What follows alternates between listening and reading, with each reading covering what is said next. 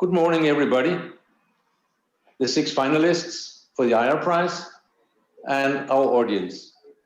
My name is Svend Erik Larsen.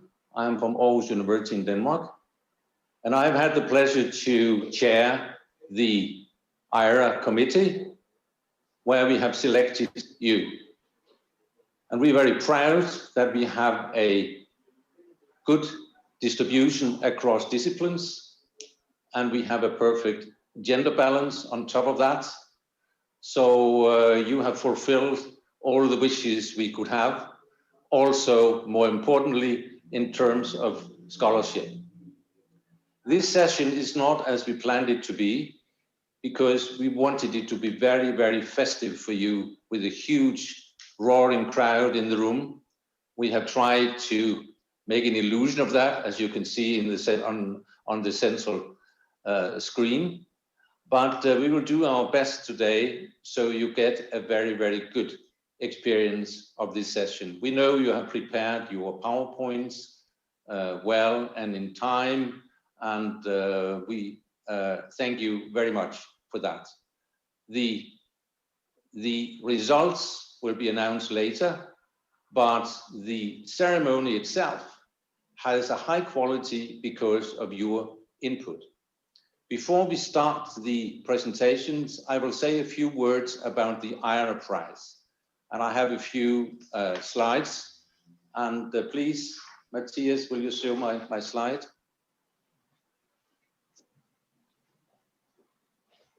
Yes, the European Young Researcher Award is an award which has been created by EuroScience. And it has been an award which could be applied for both by PhD students or very young candidates across the European continent, not based on nationality, but based on a European affiliation. And the same goes for the postdocs. And it's across all disciplines, as we can see today with the 6 finalists. As it is a prize for a EuroScience, the criteria have not been or will not be the same as if you had applied for funding or for maybe for a job, because EuroScience is not an academic academy. It's an association which unites people with an academic background and in academic professions, whether they are in journalism, in research, in private companies, in institutions. And that's why our 4 criteria, which you all have fulfilled excellently, are the following. First of all, of course, research quality, but also a European dimension where we have looked into how your connections, your networks, your engagement have been placed on the European continent. We also want to emphasize what we call project engagement, namely the role you have played in the research environment in which you have worked as a doctoral student or as a postdoc. And finally, we put an emphasis on the outreach. One of the EuroScience big qualities is that we are an association which put an emphasis on research outreach to the larger public, to policymakers, and to everybody who use science and scientific-based knowledge to make decisions in society. We had a jury of 10 academics across the disciplines, and we will later announce 2 winners of the jury's prize. And later on, we will have 2 winners of the public prize or the popular prize, where it will be based on your presentations and the audience we have with us online, either on Zoom or on YouTube. And the 6 finalists we have selected to compete for the public prize are you, and we will see the names on the next slide.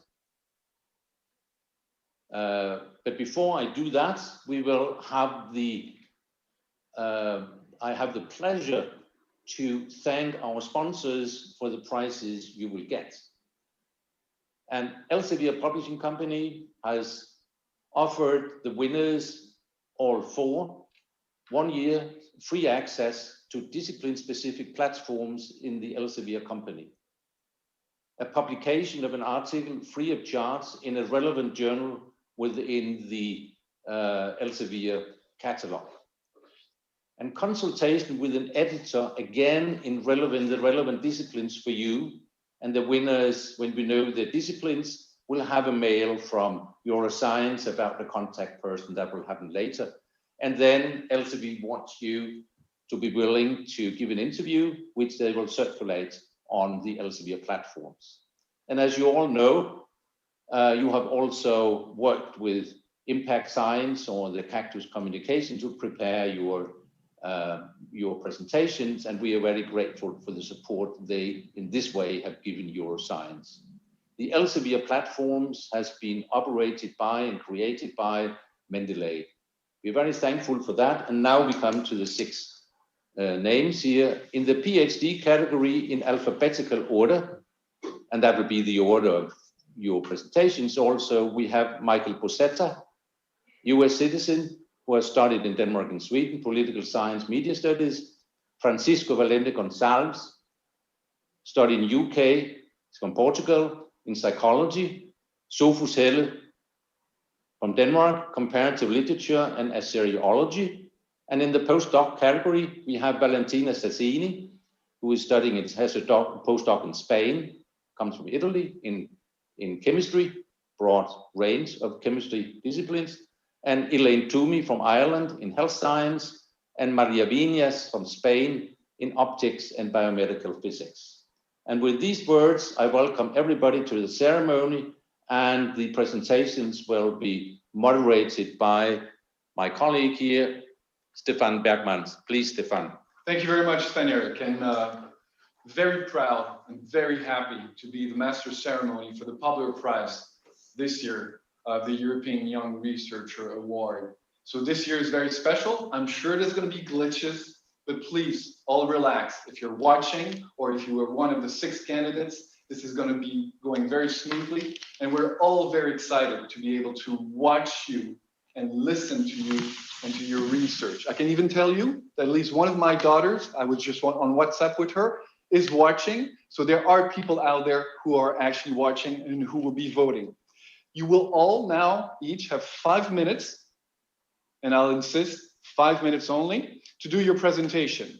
And you will be controlling your own slides. I will be very strict on time, and I will inform you 1 minute before the end so that you know that you have soon to end. I will not hesitate to interrupt you after 5 minutes. So we will start with Michael Bassetta. Michael finished his PhD in political science in 2019 at Copenhagen University in Denmark. He currently holds a Marie Curie postdoc scholarship in literature and languages at Lund University in Sweden.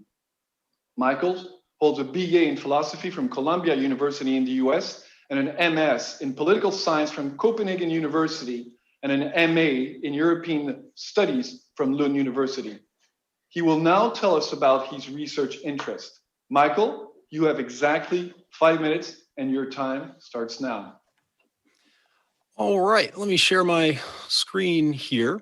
And thank you so much for everyone tuning in and showing interest in the work that young researchers in Europe are doing. My name is Michael Bassetta. I'm assistant professor in communication and media at Lund University. And this presentation will be about the digital architectures of social media, or how the design features of social media work to shape contemporary democracy. So we've seen the media reporting about how social media has played a role in protests and election and referenda, but we really don't know the extent to which social media is actually shaping the outcome of these events. So this is my academic interest, but personally, I'm interested in social media because it shapes the way that I experience the world every day. Whether that's keeping up with friends on Facebook, getting entertainment through YouTube, getting recipes, for example, on Instagram, and keeping up with the latest news on Twitter. But I know that other people are engaging with multiple social media platforms in different ways. And what I'm interested in is, what is it about social media that influences the way people think and act, particularly when it comes to politics? So the way that I approach this is through a theoretical framework I developed called the Digital Architectures Framework. And digital architectures can be defined as the technical protocols that facilitate, constrain, and shape user behavior in a virtual space. And I identify 4 key elements that all social media platforms share that are crucial to how they're understood in the context of politics. One is the network structure. How are connections between accounts established and maintained? The second is functionality. What are we allowed to do and not allowed to do on social media platforms? Then there's the algorithms. What do they show us, and then what do they not show us, and what implications for politics does this have? And lastly, datafication. How do the data points that we create by engaging with social media platforms, how are those used by political actors or ultimately serving the business models of platforms? So one slice of my research looks at how these architectures can be manipulated. And we've seen this most recently in the case of Russian influence in the 2016 US election. So when one of my studies, I decided to see, how likely are people to actually click on these type of links? All right.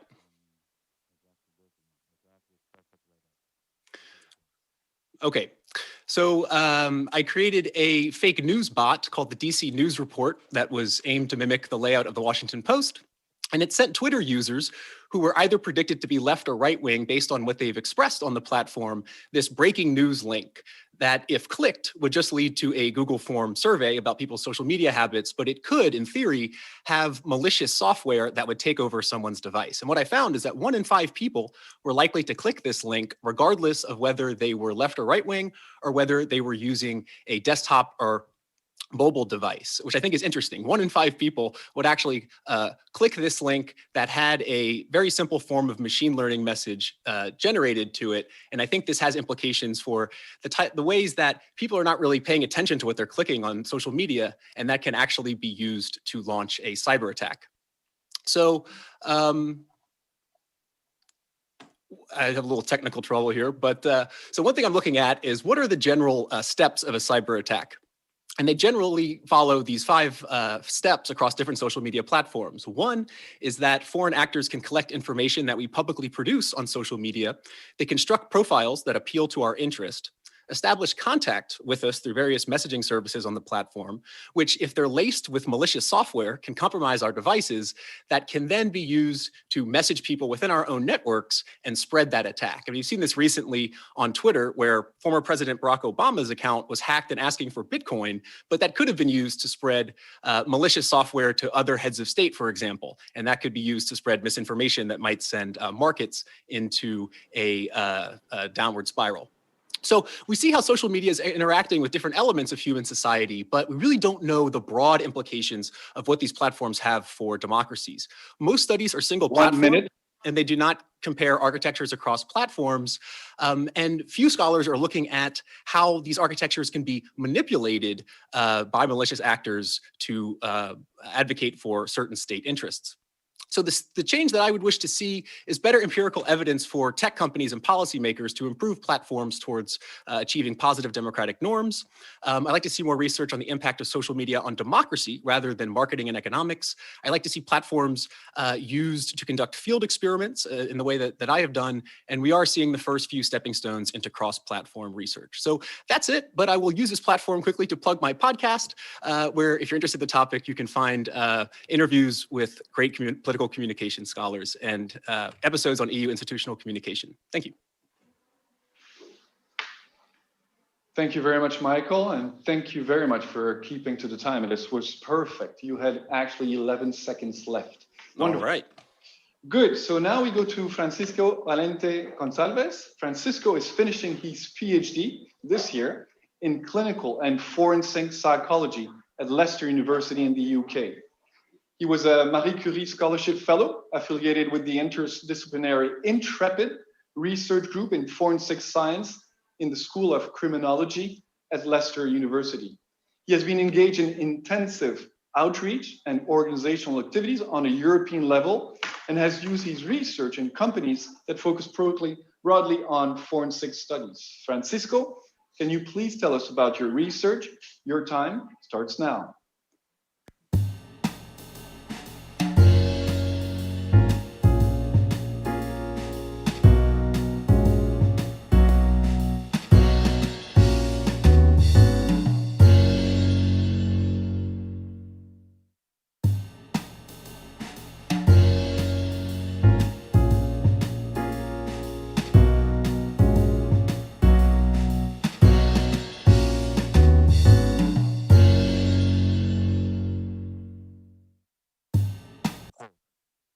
Thank you very much. So my name is Francisco Gonçalves. I'm a clinical and forensic psychologist based in Portugal now. I have always been challenged by social issues such as emotional factors or other issues such as migration, inequalities, either gender inequality or racial inequalities, and for mostly and recently corruption and fraud that one sees in society. Fortunately, I had the opportunity to do my PhD using a Marie Curie Fellowship at University of Leicester within the Intrepid Forensics, where I worked doing some lecturing, some prison work in high security prisons, and also closely work with crime scene investigators. And obviously I had funny moments at conference social dinners, but I also had the opportunity to work at crime scene bureaus at international forensic organizations, and also to deliver some training at international conferences such as the Interpol one. From my PhD, I got the focus on cognitive biases, so where people sometimes commit some errors unconsciously, and try to understand how can one mitigate those errors. From some of the experiments that I did, I got the possibility to develop some training And because I worked with crime scene investigators from 15 bureaus based in 9 countries from 5 different continents, I got also the possibility to develop this training in a way that can be shaped and developed internationally.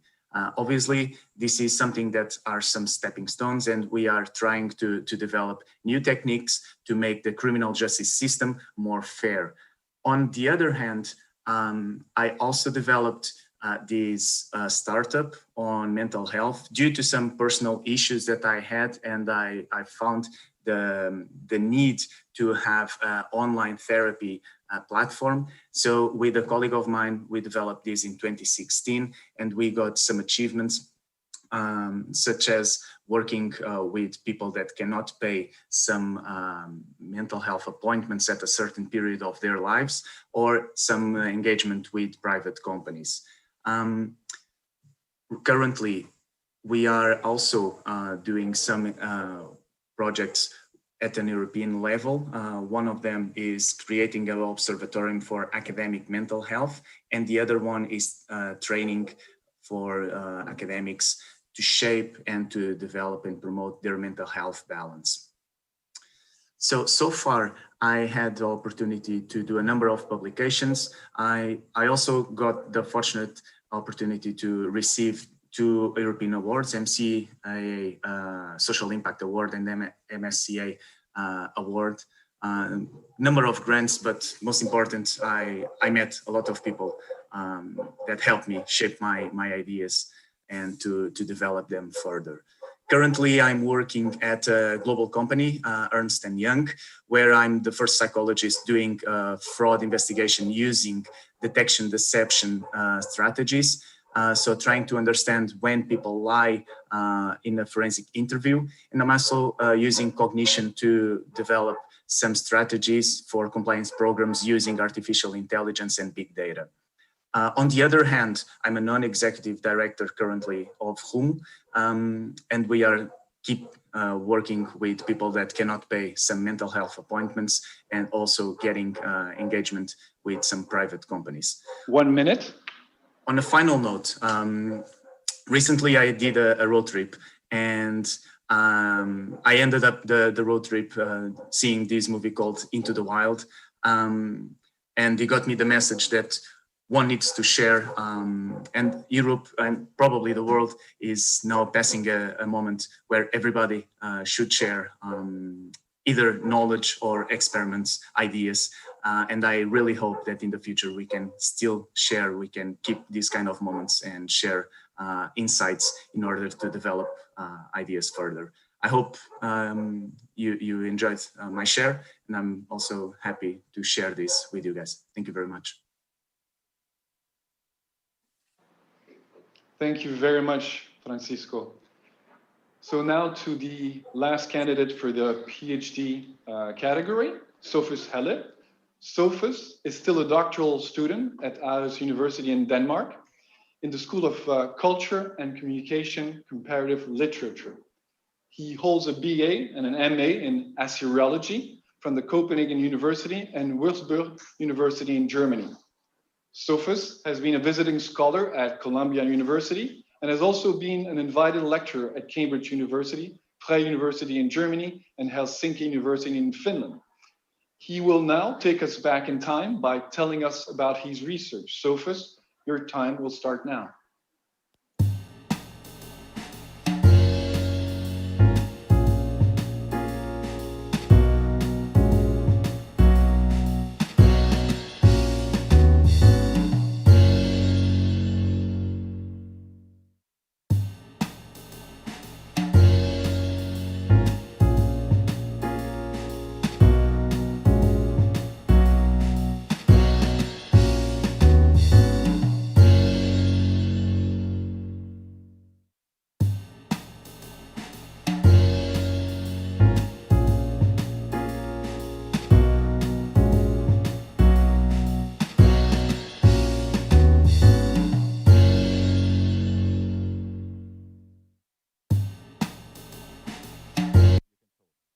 Great. Hello, my name is Sophis Helen, and I just completed a PhD in literary history at the University of Aarhus, Denmark. And in just 7 days from now, I'll be submitting the final manuscript for my book on Gilgamesh, including a new translation of this ancient epic into English.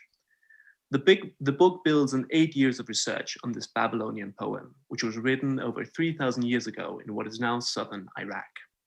Now, you may ask why I've chosen to spend so long reading and writing about a poem from ancient Babylonia. When I began my university studies, I was fascinated by the distant past. I wanted to know what humanity was like at the very beginning of history. But on my travels backwards through time, I got stuck. I reached the Sumerian and Babylonian cultures, and I was captivated by them, especially by their wonderful literature, including Gilgamesh. You may never have heard of Babylonian literature, but in fact, rather a lot of it survives, because the Babylonians wrote their text on clay tablets, which, unlike papyrus, can really survive century after century relatively unaffected. Gilgamesh is told on such clay tablets, which, as you see here, are often fragmentary and difficult to read. But when the tablets have been restored and joined up, they tell an epic story of love and loss. The poem is about Gilgamesh, the mythical king of the city of Uruk. It tells of his deep love for the wild man Enkidu and his equally deep sorrow when Enkidu dies. In his grief, Gilgamesh goes in search of immortality to avoid sharing Enkidu's fate. But he fails, returning to Uruk mortal and empty-handed. His hands may be empty, but his mind is filled with new wisdom, because along the way, Gilgamesh has learned the power of storytelling. So at the very end of the text, he writes down his story and creates the epic that we've been reading all along. So though he must die, he finds another kind of life in literature.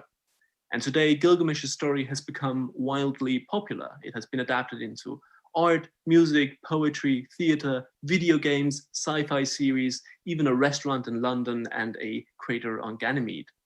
In that way, at least, Gilgamesh lives on. So what I find interesting about this modern revival is that though Gilgamesh's story is told again and again, it is told differently each time, because every new reader who encounters the epic seems to relate to it on a personal level in a new way. For some, Gilgamesh is a celebration of the love between men. Some read it as a tale of mourning and grief, perhaps finding their own pain mirrored in the poem. Others sharing Gilgamesh's longing for immortality and his fear of death. And still others, myself included, relate to the hero's constant restlessness, his urge to keep on moving, which the epic calls the storm in his heart. It is also a story about environmental disaster, with eerie parallels to the current climate crisis, as the heroes turn a mighty sacred forest into a wasteland. Last but not least, Gilgamesh fascinates us because it is a story about stories. The poem bites its own tail and reflects on its own existence. We are very used to meta stories in modern literature, but we usually assume that ancient literature was somehow simpler, more naive. Gilgamesh challenges that assumption. It reminds us that humans and storytellers 3,000 years ago were just as complex, intelligent, and self-reflective as we are today. The epic also shows us that books become classics by keeping in dialogue with time. Gilgamesh survives because it interweaves so many themes and topics that every new age can find something new in it to relate to. It is a work of literature that is so rich in topics that it can actually change meaning with the times and with its readers. Finally, those new readers often feel that Gilgamesh is a quintessentially human character. 1 minute. But he is also 2/3 of a god, 18 feet tall, a mythical king who goes in search of eternal life and fails. Gilgamesh, in short, is a limit test for humanity. What he cannot achieve, none of us will, including immortality. The epic shows that in order to really understand what it means to be human, it may be more fruitful to consider the extreme cases, the limitations, and not least the failures that define us. Last year, I published a new Danish translation of the epic with my father, the poet Morten Søndergaard, with one reviewer praising our translation as one of those miracles that makes life worth living. The success of that book emboldened me to also attempt an English translation, which will be published by Yale University Press. And as I said, I'll submit the final manuscript in just 7 days.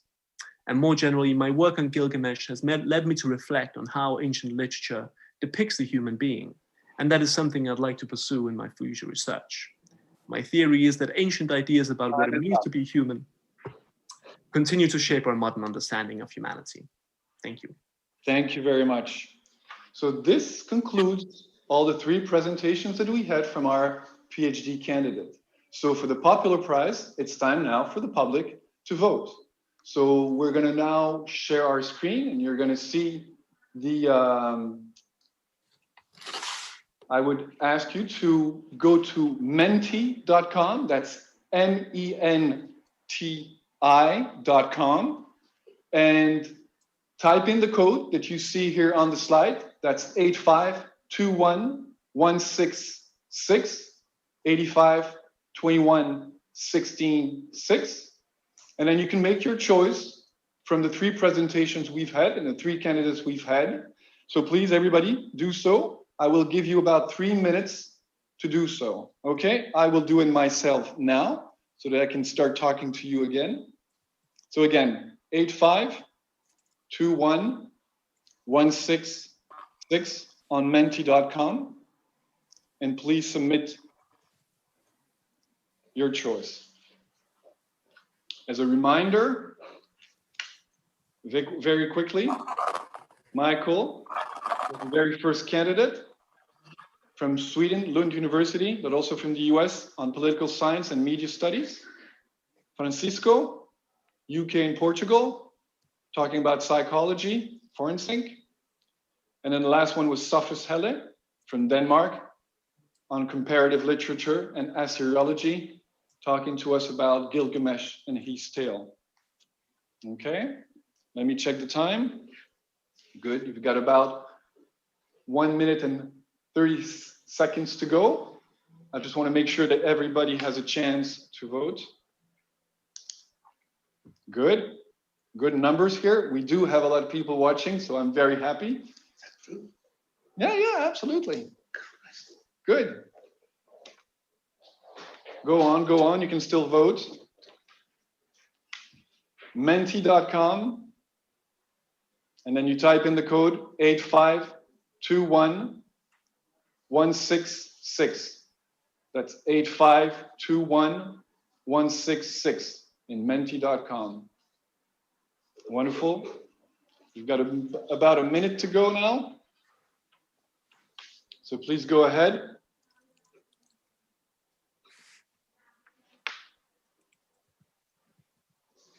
And then right after this vote, we will move on to the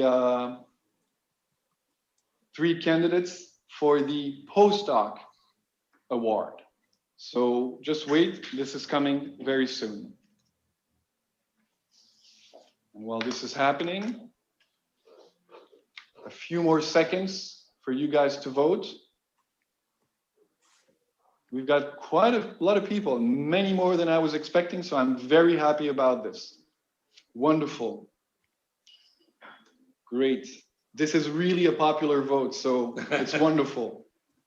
Great.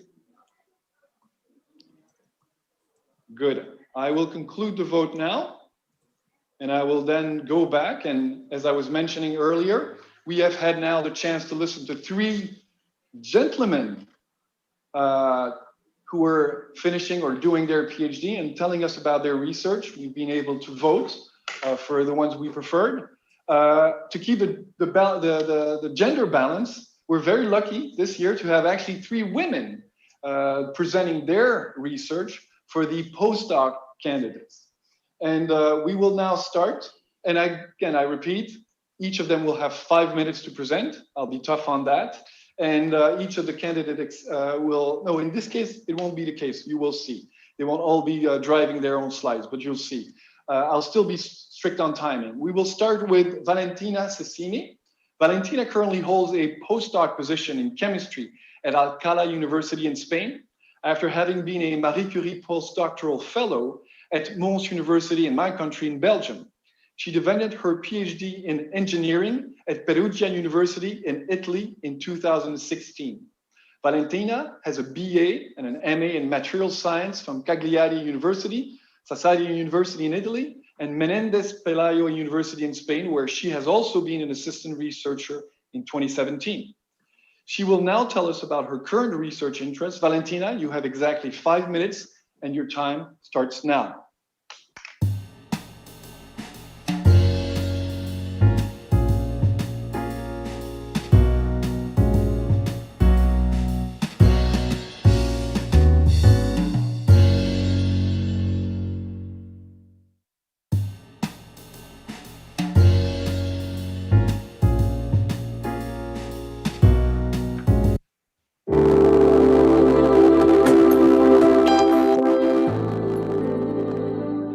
The polymer industry is one of the biggest sources of toxic chemical waste. The uncontrolled use of non-biodegradable plastics puts a huge burden on the environment.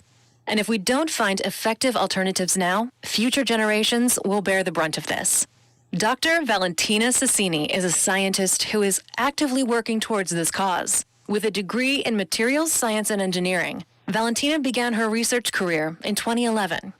Having realized the importance of green technologies, she joined the International Master Course in Green Chemistry at the University of Sassari, where she was inspired to study biodegradable polymers. Fascinated by natural material and by introduced to the importance of green chemistry principles as well as of chemical processes and industrial production sustainability, I was convinced that the bio-based and renewable source polymers are the future of plastics.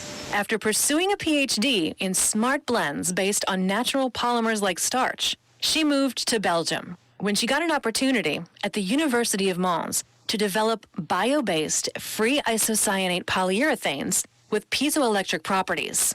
Driven towards green chemistry and bolstered by the European Union's Horizon 2020 Research and Innovation Program under the Marie Slodkowska-Curie grant, she set up the Green Pays project in 2019 with an aim to design novel biopolymers with piezoelectric properties which can recover wasted energy by absorbing mechanical energy and converting it into electric energy. These biopolymers are synthesized using cost-efficient and environment-friendly catalytic methods that can boost their smart properties. The Green Pays project has an end-to-end process, right from designing the catalytic process and synthesizing the biopolymer to developing innovative strategies for its energy harvesting applications.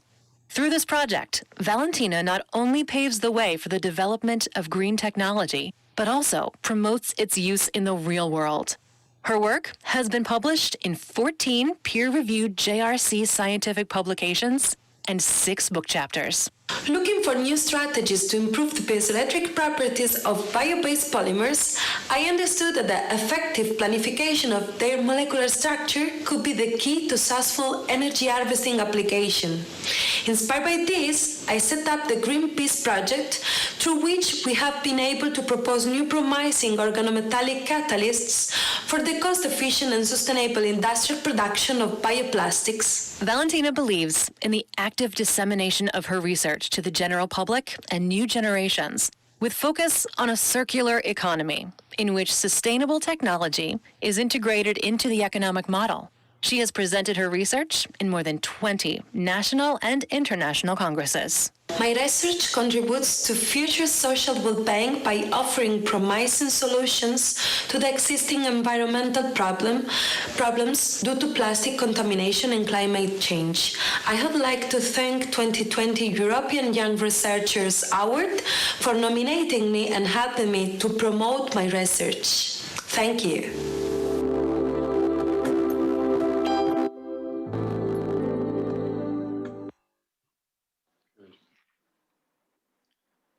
So thank you very much, Valentina.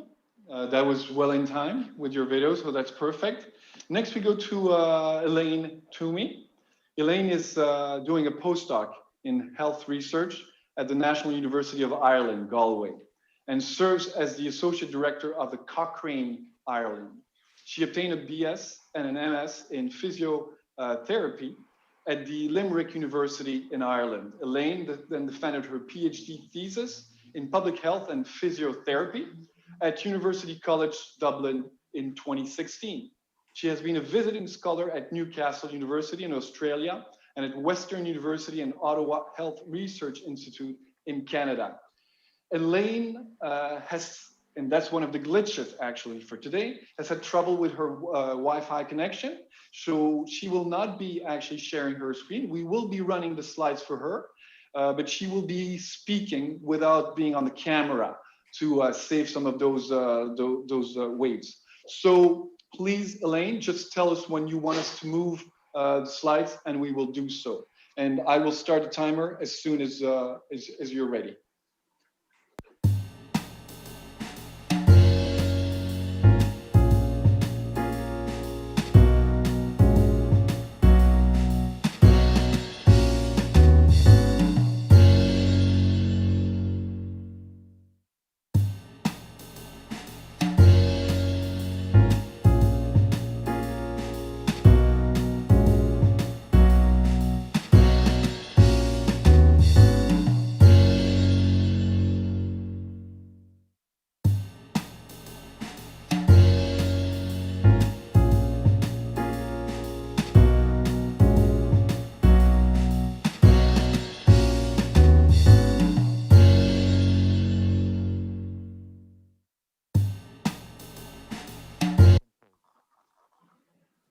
Okay. My name is Elaine Toomey and I'm a lecturer in the University of Limerick in Ireland. And I'm going to speak today about my research, which aims to bridge the gap between science and society by improving health research transparency. Next slide.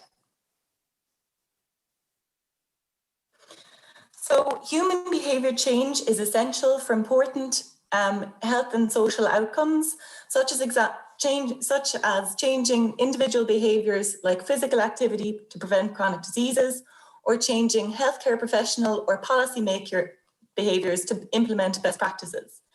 In the current COVID landscape, changing human behaviors like social distancing, hand hygiene, and face coverings are some of the most important human behaviors and crucial weapons we have in the fight against COVID-19. Next slide, please. However, it is often difficult to see the impact of interventions or programs targeting human behavior change. And while we can be quite clear about the exact ingredients and mechanisms of action that happen in pharmaceutical interventions, it's often much more unclear what those mechanisms are in a behavioral intervention. As such, behavior change interventions are often referred to as a black box. Next slide, please. During my PhD, I worked as part of a larger team on a physiotherapist-delivered intervention looking to change behaviors for people with chronic pain. Click, please.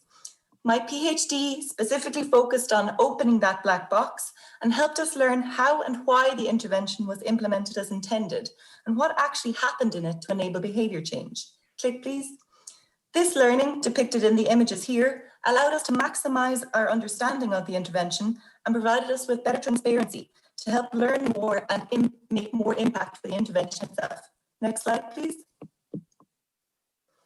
Since completing my PhD in 2016, with European colleagues, I have led on the development of training and guidance for other researchers to improve the fidelity and transparency of behavior change research. I have received several early career awards for this work. Click, please. For example, from the University of California, Berkeley, the European Health Psychology Society, the UK Society of Behavioural Medicine, and the Irish Canadian University Foundation. Next slide, please. However, ensuring transparency across all aspects of health research, not just behavioural, is key. And at the start of my postdoc, I started to do a lot more work in the area of open science. And I'm sure most of us here have heard of open science before, but essentially it's about early sharing and collaboration with all stakeholders to ensure that the research is as widely available, accessible, and impactful as possible, essentially helping us to bridge that gap between science and society. Next slide, please. The recent pandemic has shone a major spotlight on the need for open science. For example, a number of organizations, journals, and funders signed a statement committing to provide immediate open access for peer-reviewed publications, research that is usually behind paywalls and is highly difficult to access for many. We've also seen an explosion in the use of preprints, and the need to collaborate and share data internationally has never been so apparent. Next slide, please.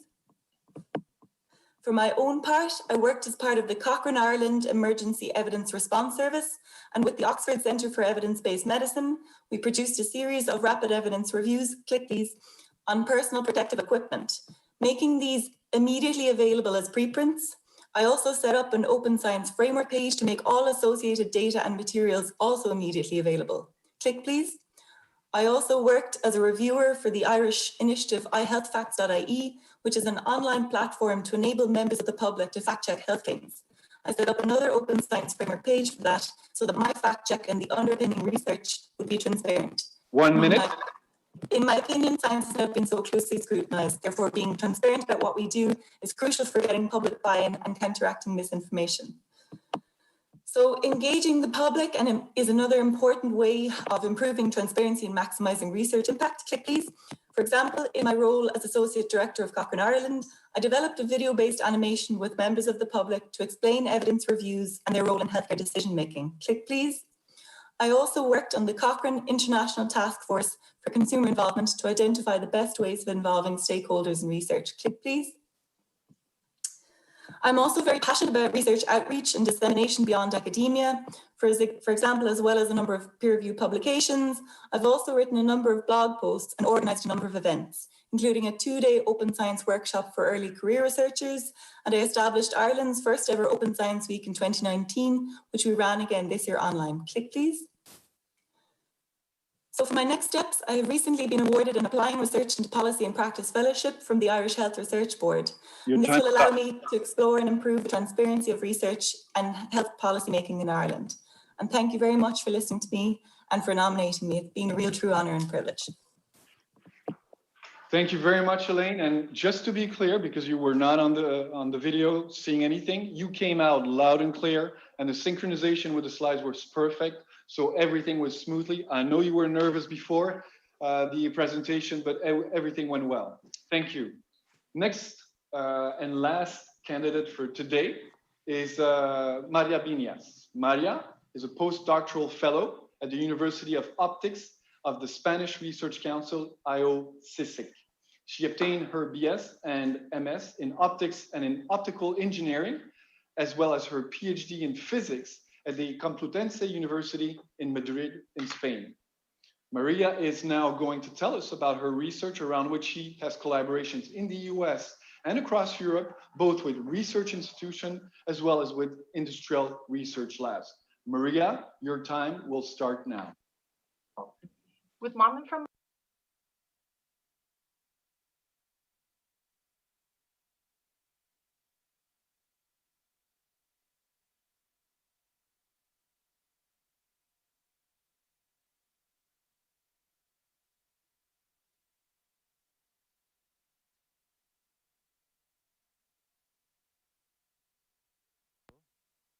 hello, good morning from Madrid, and thank you for the opportunity to show my work in visual optics, which I have developed in the last years in the Spanish National Research Council and now in collaboration with Harvard Medical School via Marie Curie Fellowship.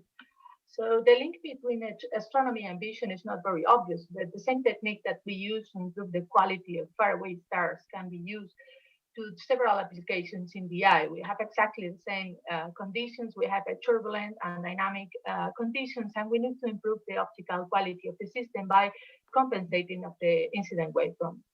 So we can apply this technique to vision, which is a very complex process where the image of an object is projected on the retina, and the brain interprets that information via a process called neuroadaptation, which overcomes the failures on the optical quality of the eye. And the eye is a very bad optical instrument as it suffers from monochromatic and chromatic aberrations as any instrument, but also suffers aging processes. So we need to study how neural adaptation of the brain adapts to these changes within the eye. So the technology we use inherited from astronomy is adapted optics, which allows us to modify the waveform at the conjugate pupil plane of the eye. And we can modify it via correcting it, or we can induce like different optical correction phase maps. And we can do any visual clinical testing that we want to do by projecting the optical stimuli on the retina, and the subject or the patient will see that visual test through the corrected waveform. This is a view of the adaptive optic visual simulators that I built during my PhD, and if you want more information, you can take a look at those references. There are many applications of adaptive optics in vision science, but the two main areas in which I have been working on are visual testing and visual simulation. So the first thing we want to know is how the brain sees the world, because the brain has an amazing capability to adapt to huge changes within the environment and the eye optics. And for that, we use neural adaptation to blur. And a fantastic example is to test adaptation to astigmatic blur. As you can see here, it degrades highly the retinal image quality, but it's also present in many ocular procedures like spectacle, intraocular lenses, or refractive surgery. So a couple of years ago, we studied how astigmats adapt to their natural astigmatism and how that adaptation of the brain changes when we correct that with the spectacles. And this has a huge impact in the clinical management of astigmatism. But neural adaptation is not only for monochromatic aberration, also occurs with chromatic aberrations. And the final polychromatic optical quality of the eye depends on the interactions between monochromatic and chromatic aberrations. But all these changes with age, and the biggest change is that we lose the crystalline lens ability to accommodate. We cannot see near anymore, and in many cases after presbyopia, a cataract follows, and we need to undergo an intraocular lens surgery. And this is a huge problem for many people because almost everybody older than 45 years old suffers from presbyopia and need intraocular lens surgery. And this is a huge problem because latest technologies are not making the jump from laboratories clinical practitioners because there's a huge difficulty to explain the patients how the solutions work. And for that, we can use visual simulators since we can modify the face map on the conjugate pupil plane and explain the patients how they are going to see before surgery or before using even contact lenses. So what we can do so far is we can predict which of these designs a subject can prefer based only on their optics. And here you can see we can predict precisely for different distances which pattern is going to prefer. But we can also simulate vision with very complex optical designs. This is a bifocal design of a real commercially available intraocular lens. So we can show the patient how he or she can see 1 minute before left. using this design. And the final goal of these technologies is just we can show the patient how they are going to see before undergoing a surgery, which is a really huge help. But we can also use the solutions for myopia. We can use the simulators to test these bifocal designs that have been proposed as a solution for myopia. And now we are jumping from the lab to the clinic with this spin-off, which I am co-founder. If you want to know more about my research, you can take a look at these two references. And science is not all. We need to give back to society. So for more than 30 years, I have been doing optics outreach, even writing a book on that. And I'm a fierce fighter for more equality in science. I would like to acknowledge our founders and collaborators, and of course, my co-authors and main collaborators. Thank you for your attention. Wonderful. Thank you very much, Maria. Well in time. You had 4 seconds left. So perfect timing. I can see you've trained. And thank you so much to all the candidates. I mean, be it for the postdoc category, but PhD category, I think you all did a tremendous job. It's time now to vote, and to vote for the postdoc category. So please, could you go back then to menti.com if you're not there yet. And this time you will have the choice. Next one.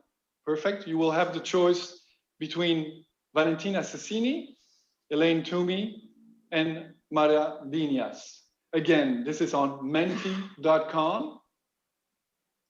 Just go to the next one. Yeah, it's not moving. Strange. Anyway, if you go to menti.com and you type the code 85211616, you will actually be able to vote for one of those 3 candidates. I will myself do it right now because me too, I get to vote. There you go, done. So you've got some time ahead of you. I'm, as I said, giving you about 3 minutes to go. We've got about 2 minutes. And here again, wonderful. We've got quite a lot of people who are voting now. So it is indeed a popular vote. And with the worry we had at the start, or before the start of the session, that we wouldn't have enough people, given that we're not actually in a room all together, it's just going away. Wonderful, people are voting. I'm seeing the results right in front of me. So again, as just a reminder, you have the choice between Valentina Cesini from Spain and Italy, her work in chemistry. She told you that in a video. Elaine Toomey from Ireland, telling you about health science and her work with the Cochrane, for example. And the final candidate there was Maria Viñas from Spain, working on optics and biomedical physics. So 1 minute to go for the vote. It is very close. So please go and vote. Otherwise, I'm going to have a trouble with a tie. So go ahead. I hope you all send the links to your friends and to your colleagues. It is too late now, but it is damn close. Wonderful. So a few more seconds to go. This is wonderful to see so many people joining and being able to vote on this popular prize. It's quite exciting. A few more 30 seconds left for you to vote. And just so you know, right after, I'm going to hand over to my colleague Sven Erik, who will be first handing over the prizes from the jury. And I will come back later, right after that, to let you know who won actually the popular prize. So 10 more seconds and we'll be done with this vote.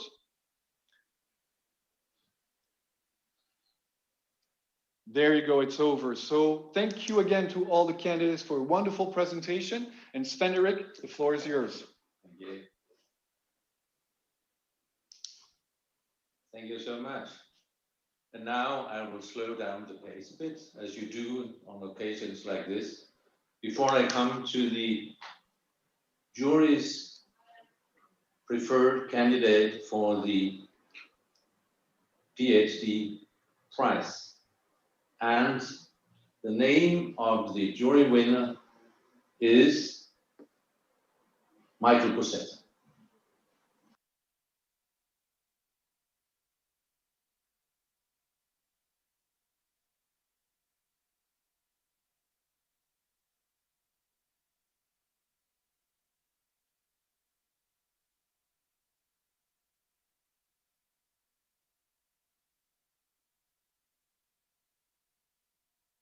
Should I say a few words or? Well, I have the occasion to say a few words, and I will. Yeah. Okay. Yeah. Well, it's slightly awkward in this format, but also with the my colleagues are all doing great research in their respective fields. But I guess what I'd say is a couple things about the award itself. First of all, big thanks to Impact Science for putting together these presentations. That we have a similar kind of public outreach presentation competition in Sweden, and I'll be using these slides again. So they did a great job. They really engaged with our research, which was great. But also, I think when it comes to this particular award, I think it speaks a lot about EuroScience, that it's not limited to being born in a European country. And I think that speaks to the global reach of EuroScience, but in particular, that this award isn't focused on the output of a PhD dissertation. I've applied to lots of these PhD awards that are focused only on your thesis. And I think focusing on the totality of research activities really speaks to what EuroScience is seeking to do and acknowledge. So I really appreciate the award, and congratulations to everyone involved. Thank you very much, Michael. And I will read the argument from the jury so everybody can hear it. It will be brought on the EuroScience website when we come back from ESOP and so on. And you will receive your certificates from the Secretariat, so you have it for life and can put it into your safe. But I will read aloud what was our argument for Michael, although it was, as everybody has seen here with the presentations, a very, very close race. Michael Bassetta is a promising young researcher in political science and media studies, who has an impressive list of activities across the 4 basic criteria that are highlighted by EYRA. This research focus on media, politics, and democracy in Europe is not only timely and relevant, but carried out on a high level, which has led to a high number of publications in prestigious publication venues. He is active in the research environment he's part of, and has organized several symposia and panel discussions at an international level. The jury also want to underline his devotion for communicating the value of his work to the scientific community, the broader public, and to policymakers. His work has been portrayed in well-known journalist platforms such as New York Times, Financial Times, and The Guardian. So congratulations to Michael Bassetta. And now we are coming to the Postdoc prize. Again, it was a close race with 3 very, very fascinating projects, not only in terms of advanced research, but in terms of covering all the 4 disciplines, not only because of the content of the research, but also because of the activities of the 3 candidates we have. So I will now announce the postdoc jury winner, which is Valentina Cesini.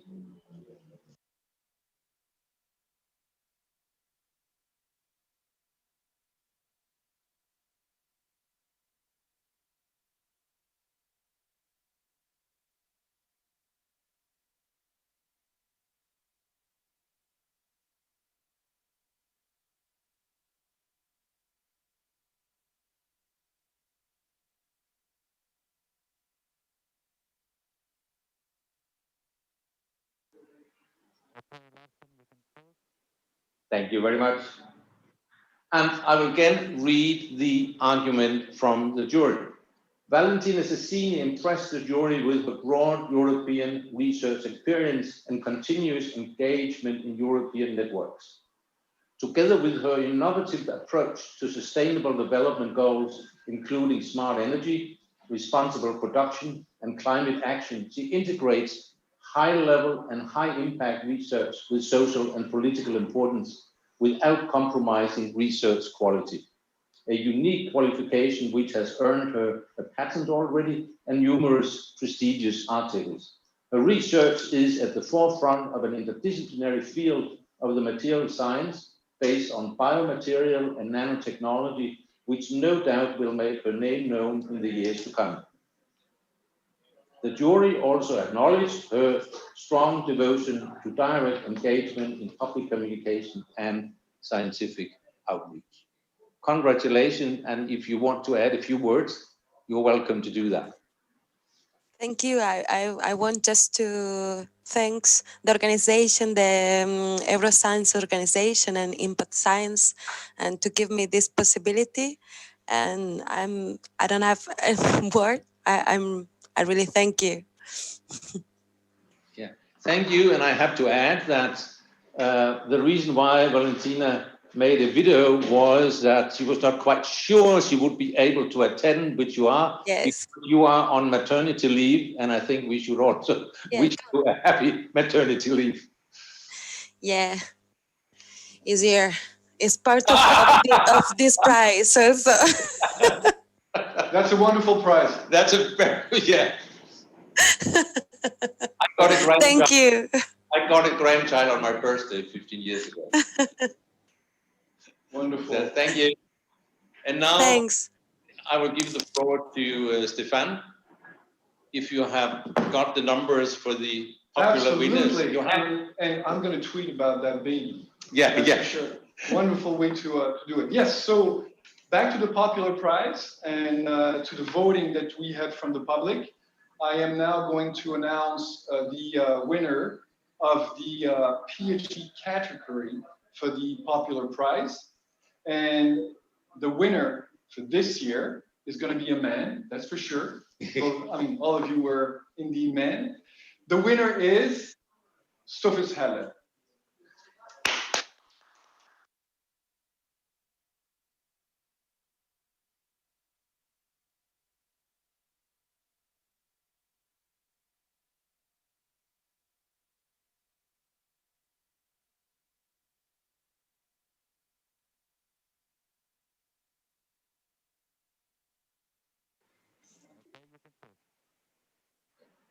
Unmute. You have to unmute. That's amazing. Thank you so much. I'm very, very happy. In my presentation, I spoke mainly about the book that I've been writing on Gilgamesh. My PhD focused on authorship in the ancient world. And the main takeaway from my PhD is that the authorship of any book is always a collaborative endeavor.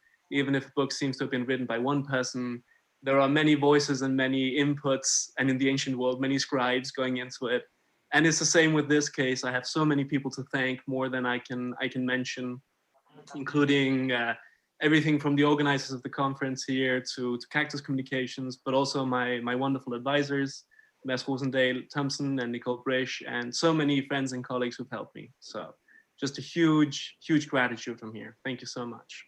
Wonderful. And of course, all the people who voted, thank you. Thank you very much. Great. And of course, I did not prepare anything about you because I didn't know it was going to be you. So I'm glad you had a few words for that. So thank you very much, Sofis. And thanks to all of you who have voted. And thank you for the 3 candidates. Let's now move on to the popular prize for the postdoc, which, as we know, is going to be a woman. And actually, in this case, it's not going to be a woman. It's actually going to be 2 women, because even though we had a lot of votes, we ended up with a tie. And so I have to admit, until the very end, it was very close. But the 2 winners for the popular prize for this year are Valentina and Maria. Congratulations.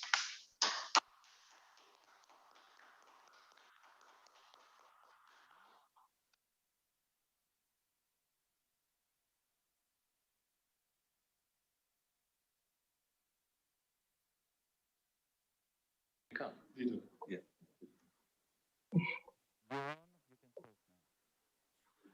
I don't know who wants to start. Since we had Valentina, maybe Maria, you want to start, and then Valentina. I go first. Thank you. It's really amazing to win the public award. It's really cool. I really thank you, the organizers and the public, to have seen what we do in visual optics and how we try to improve vision care and give back to society. And well, thank you, everybody.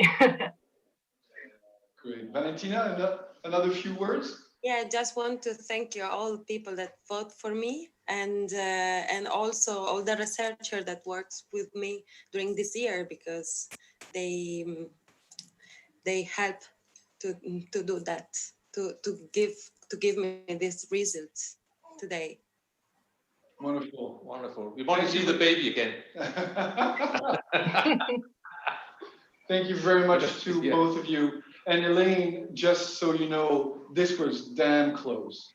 And you were really, I mean, the whole time it was between the three of you. So again, we were lucky enough to have voted. So it's quite wonderful that we were able to have, so many people voting. Thank you to all the people who were viewing and listening in today, both for the PhD category as well as the postdoc category. So thank you very much to all the candidates, and thank you to all the people who tuned in today. And to finish the ceremony and to close the ceremony, I will say thank you very much and goodbye, and I will hand over to Sven Erik. Thank you. Will you share my PowerPoint again with the award?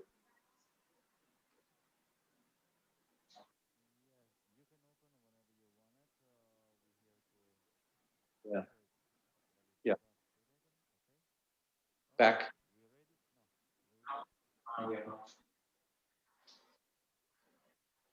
No. Coming. I love the glitches. Back. Can you go back? No, there's something wrong there. Sorry. Don't worry, take your time. No stress. The next one, the middle one, this one. Yeah, thank you. Now, no. There you go. On the screen, you see the. Can I start? Good. Thank you. Congratulations to the winners. And thank you to all finalists. As Stefan said, it was a close race for the Popular Prize. And I can say you, as chair of the jury, it was a close race in the jury. We had to vote several times, I can reveal here. So all of you have shown a level of research quality, of European engagement, of project engagement, and of outreach, which is really a high level. For us who are senior, and I can almost say senior, it's very promising to see that we had such an amount of qualified candidates to choose between, because what we are interested is in the future of European science and European science which take into account the larger social and cultural dimension of science, both the way it's performed and the way it's applied. So, and the prize which will be given both to the jury winners and to the popular winners will be a cooperation with Elsevier Publishing Company, where you will have 1 year's free access to their platforms, and in your case, of course, the discipline-specific platforms for you. You can publish free of charge in one of the relevant journals in an ordinary peer review process, but all of you, we can see from your CVs, are very familiar with the conditions of publishing in high-level journals. And you will have a consultation with an editor in the relevant disciplines. As it is of now, that will be an online contact as far as we can see ahead, I think I can say. And Elsevier is interested in making interviews with you, which you have to be willing to, but I guess you are willing to talk about your research from now on and to Christmas at least. So that will be no problem. And you will get a message with these details from the EuroScience office. Now we know the disciplines which are involved in the prizes and the awards, both of them. we will take contact with Elsevier, and they will contact us again with relevant editors or a contact person which you can communicate with. And that will happen, well, when we come back and the Secretariat has survived from the ISOF and so on. But rest assured, we have your names and we will not forget you. And I also want to thank the audience who have taken active part in the voting and staying in the, not only the fictional room which we have created on the screen, but also actively listening and making a decision on the basis of representation, because the essence of outreach is that there's somebody listening in the other end who wants to reflect upon what you are saying and able to make a decision on that background. So with these words, I think I will conclude. On behalf of EuroScience, I want to thank you that you applied in the first place, and I hope when we have the next ISOF, which will be in a different format in 2022, that you also will help us making people apply for the awards, so we have a broad representation of disciplines, of European countries, and European universities and research institutions represented among the candidates, because that's a pleasure of being on a committee, that it is to have what in French is called l'embarras du superflu, that we have too many good candidates.